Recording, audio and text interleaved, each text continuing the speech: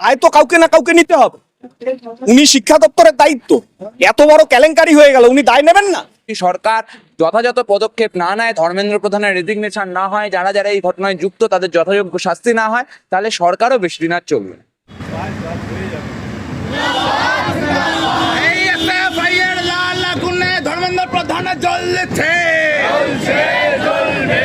বিজেপির যে কেনা মিডিয়া, সেই মিডিয়া কোনোভাবেই তাদের সেই প্রতিবাদ সেগুলোকে কভার করছে না। সরকারের পক্ষ থেকে কোনো আলোচনার চেষ্টা করা হয়নি। আজকে জোরপূর্বক পুলিশ পাঠিয়ে গায়ের জোরে উনাকে ডিটেন করা হলো এবং ওখানে আন্দোলনকারীদের মারধর করা হলো। ফলত উনার স্বাস্থ্য নিয়ে বা আন্দোলনকারীদের ভবিষ্যৎ নিয়ে যদি কেন্দ্রের সরকার চিন্তিত থাকতো, তাহলে এই ধরনের ঘটনা কেন্দ্রের সরকার ঘটাতো না। এই অনশনে হামলা কেন? বিজেপি জবাব দাও। যে তরুণ প্রজন্মের ছেলে মেয়েদের কাছে সঠিক সময়ে শিক্ষা বা সঠিক সময়ে চাকরিটা পৌঁছে যায় না, তাদেরকে যদি বলা হয় যে দুটো ভুয়ো খবর ছড়াতে, তারা সেইটাই করতে বাধ্য হবে একরকম। এই ইনকলাব জিন্দাবাদ। সোনাম ওয়াংচুককে তুলে নিয়ে গিয়ে জোর করে অনশন ভাঙা হয়েছে, আপনার রাস্তায় নামলেন, বাংলা জুড়ে দেশ জুড়ে এই প্রতিবাদ হচ্ছে। অগণতান্ত্রিক গণতান্ত্রিক একটা লড়াই, সেই লড়াইয়ে যারা ওখানে অনশন করছিল তাদের সঙ্গে কোনো ধরনের আলোচনা না করে, আলোচনা করতে পারত যে তাদের দাবি কি আছে, আমাদের দাবি কি আছে, সেই সমস্ত কোনো কিছুই না করে পুলিশ যেভাবে সক্রিয়তা দেখালো, যেভাবে লাঠিচার্জ করলো, যেভাবে তুলে নিয়ে যাওয়া হলো, পুরোটাই অগণতান্ত্রিক। আমরা বলছি আমাদের পরিষ্কার দাবি, একটাই দাবি যে ধর্মেন্দ্র প্রধানকে পদত্যাগ করতে হবে। এবার পদত্যাগ না করা পর্যন্ত আমাদের লড়াই চলবে। এবার সেখানে যে আন্দোলনকারীদের উপর লাঠিচার্জ তুলে নিয়ে যাওয়ার ঘটনা ঘটিয়েছে, ঠিক তখন আমাদের সংগঠনের সর্বভারতীয় সভাপতি, সর্বভারতীয় জয়েন্ট সেক্রেটারি, তারা দুজন মিলে আবার অনশনে বসেছে। আমরা এখানে প্রতীকী বিক্ষোভ দেখাচ্ছি। কলকাতায় কলেজ স্ট্রিটে হচ্ছে, যাদবপুরের 4 নম্বর গেটের সামনে হচ্ছে। পরিকল্পনা হচ্ছে আগামী দিনে বৃহৎ আন্দোলনের দিকে যাবে।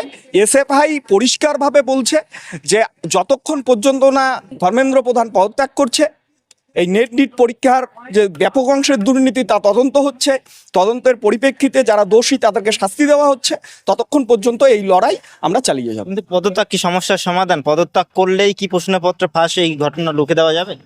তাই তো কাউকে না কাউকে নিতে হবে। উনি শিক্ষা দপ্তরের দায়িত্ব, এত বড় কেলেঙ্কারি হয়ে গেল, উনি দায় নেবেন না? আমরা তো বলছি যে এক তো দোষীদের চিহ্নিত করে তাদের শাস্তির ব্যবস্থা করতে হবে, এবং এই ঘটনা শুধু আজকের নয়, বছরের পর বছর ঘটে যাচ্ছে, তাকে তাই নিয়ে পদত্যাগ করতে হবে। 20 তারিখে সংসদ চলো অভিযান রয়েছে, সোনাম ওয়াংচুক এবং অভিজিৎ দিকপেদের। আমরা এসএফআই আমাদের সংগঠন সেই পার্লামেন্ট মার্চে আমরা অংশগ্রহণ করব এবং ব্যাপক অংশের ছাত্রছাত্রীরা অংশগ্রহণ করবে। আমরা শুধু আমাদের সংগঠনগতভাবে নয়, গোটা দেশের ছাত্রছাত্রীদের কাছে, শিক্ষা অনুরাগী ব্যক্তিদের কাছে আমরা আহ্বান রাখছি যে দেশে যে শিক্ষার উপর চরম আক্রমণ নামিয়ে নিয়ে এসেছে, ব্যাপক অংশের শিক্ষা ব্যবস্থায় দুর্নীতি হচ্ছে, তার প্রতিবাদে পার্লামেন্ট মার্চে আসবার জন্য আমরা আহ্বান রাখছি সকলের কাছে। আমরাও থাকবো সেই পার্লামেন্ট মার্চে। আপনারা যাদবপুর বিশ্ববিদ্যালয়ের তরফ থেকে এখানে আপনাদের ইউনিটের তরফ থেকে এখানে প্রতিবাদ দেখালেন। আপনার কি মনে হয় যে এই সরকার, কেন্দ্রের সরকার আদৌ সোনাম ওয়াংচুকের জীবন নিয়ে ততটা চিন্তিত ছিল বা ভাবিত ছিল? দেখুন, এইটা প্রথম কথা, এটা এসএফআই কলকাতা জেলার পক্ষ থেকে, এটা একটা যাদবপুরের এখানে হয়েছে, একটা কলেজ স্ট্রিটে হয়েছে, এবং এই কেন্দ্রের সরকার যে সোনাম ওয়াংচুকের ঘটনায় খুব একটা ভাবিত নয়, স্বাস্থ্য নিয়ে ভাবিত নয়, সেটা তো স্পষ্টই। কারণ সোনাম ওয়াংচুকের স্বাস্থ্য নিয়ে যদি কেন্দ্রের সরকার ভাবিত হতেন, তাহলে উনি আজকে 21 নম্বর দিন অনশন করছে। এর মাঝখানে কেন্দ্রের সরকারের কোনো না কোনো প্রতিনিধি এসে উনার কি ডিম্যান্ড আছে, সেই ডিম্যান্ডটা কতটা গিয়ে মিট করা যায়, সেই আলোচনার চেষ্টা করতেন। সরকারের পক্ষ থেকে কোনো আলোচনার চেষ্টা করা হয়নি। আজকে জোরপূর্বক পুলিশ পাঠিয়ে গায়ের জোরে উনাকে ডিটেন করা হলো এবং ওখানে আন্দোলনকারীদের মারধর করা হলো। ফলত উনার স্বাস্থ্য নিয়ে বা আন্দোলনকারীদের ভবিষ্যৎ নিয়ে যদি কেন্দ্রের সরকার চিন্তিত থাকতো, তাহলে এই ধরনের ঘটনা কেন্দ্রের সরকার ঘটাতো না। একজন তরুণ প্রজন্মের নেতা হিসাবে, একজন জেনজি হিসেবে এই সরকারকে কি বার্তা দেবে? এই সরকারকে বার্তা দেবো এটাই যে এই তরুণ প্রজন্মের স্বার্থের কথা, তরুণ প্রজন্মের ভবিষ্যতের কথা এই সরকার ভাবছে না। এই সরকার শুধুমাত্র একটা মুষ্টিমেয় অংশের লোকেদের ভালো করার কাজ করে যাচ্ছে। হ্যাঁ, আম্বানি আদানি থেকে শুরু করে যাদের পকেটের জোর আছে এবং পকেটের জোরে যারা এই সরকারকে সাহায্য করতে পারে তাদের কথাই কেবল ভেবে যাচ্ছে। এইভাবে যদি বেশি দিন চলতে থাকে তাহলে সরকারটাও আর বেশি দিন চলবে না। তরুণ প্রজন্মের লোকেরা গোটা দেশ জুড়ে এর প্রতিবাদে বিক্ষোভ করছেন। গোটা দেশ জুড়ে সোনাম ওয়াংচুক থেকে শুরু করে দিল্লিতে আন্দোলনরত ছাত্রছাত্রীদের পাশে অন্যান্য ছাত্রছাত্রীরা, যুবকরা তারা রাস্তায় নেমেছে। ফলত যদি এই ঘটনার পুনরাবৃত্তি ঘটতে থাকে, যদি সরকার যথাযথ পদক্ষেপ না নেয়, ধর্মেন্দ্র প্রধানের রেজিগনেশন না হয়, যারা যারা এই ঘটনায় যুক্ত তাদের যথাযোগ্য শাস্তি না হয়, তাহলে সরকারও বেশি দিন আর চলবে না। আপনার মনে হয় এর জবাব, অর্থাৎ এই যে জোর করে তুলে নিয়ে যাওয়া, অনশন ভাঙানো, এর জবাব কি 20 জুলাই যে সংসদ চলো অভিযান রয়েছে সেখানে সাধারণ মানুষ দেবে বা আপনারা দেবেন? নিশ্চয়ই সংসদ চলো অভিযানে সাধারণ মানুষ তো অবশ্যই এর জবাব দেবে। সাধারণ মানুষ নিজেদের সর্বোচ্চ দিয়ে সেই সংসদ চলো অভিযানে এসে জড়ো হবে। তার পাশাপাশি গোটা দেশ জুড়ে ছাত্রছাত্রীরা এর প্রতিবাদে এর জবাব দেবে। গোটা দেশ জুড়ে এই মুহূর্তে বিক্ষোভ চলছে। সোনাম ওয়াংচুককে জোর করে তুলে নিয়ে গিয়ে তার অনশন ভাঙানো হলো। তরুণ প্রজন্ম বা ছাত্র হিসেবে, তরুণ প্রজন্মের একজন হিসেবে আপনি কিভাবে দেখছেন? বিষয়টাকে নতুন করে দেখার কিছু নেই। আমাদের দেশে এবং আমাদের রাজ্যে এই মুহূর্তে যে সরকার আছে তারা যে খুব ছাত্র দরদি নয়, এইটা আমাদের কাছে দীর্ঘদিন ধরে স্পষ্টই ছিল।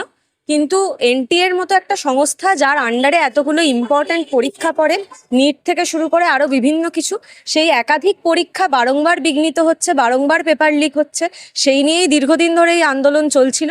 এবং সোনাম ওয়াংচুকের মতো একজন ব্যক্তিত্ব যার পরিবেশ বিজ্ঞান নিয়ে কাজ আছে, শিক্ষা আন্দোলন নিয়ে কাজ আছে, 21 দিনের অনশনের পর তাকে জোর করে তুলে নিয়ে যাওয়া, একটা আন্দোলনকে বিঘ্নিত করা, লাঠিচার্জ করা পুলিশের এসে সাধারণ ছাত্রছাত্রীদের ওপর, এইটা তো মানে নতুন ঘটনা নয় ঠিকই, কিন্তু নতুন রকম একটা দৃষ্টান্ত বটেই, যার উল্টো দিকে দাঁড়িয়ে আমাদের তরুণ প্রজন্ম যারা ছাত্রছাত্রী এখনো লেখাপড়ার সাথে যুক্ত বা লেখাপড়া থেকে বিদায় নিয়েছি, নিজেদের ভবিষ্যতের কথা ভাবছি, তাদের আর একবার প্রশ্ন করা দরকার এই মুহূর্তে যে সরকার দেশে এবং রাজ্যে আছে তাদের।